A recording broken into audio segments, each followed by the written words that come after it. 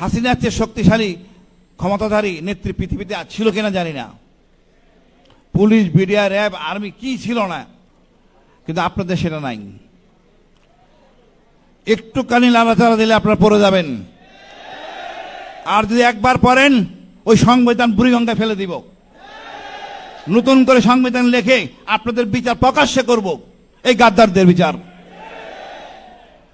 একটা যুদ্ধ হওয়ার পরেই কালকে দেখলাম কালামানিক বিচারপতি, উনি জামিনে মুক্তি পাচ্ছেন। আমি বলি বিএনপির ভাইদের, আপনাদের লজ্জা লাগে না?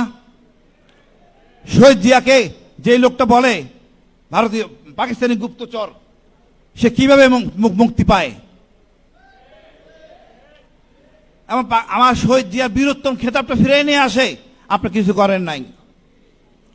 খালেদা জিয়াকে ক্যান্টনমেন্টে বের করে দিয়েছে, এখনো কোনো বলিষ্ঠ ভূমিকা নেন নাই।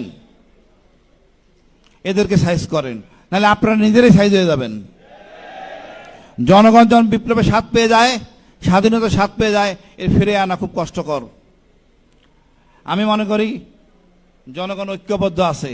কতজন লোক দরকার, কতটুকু দরকার আমার নিজ চোখে দেখা। সুতরাং আমি মনে করি দেশটা আমাদের, আমরা ঐক্যবদ্ধ হয়ে দেশটাকে সামনে নিয়ে যাই।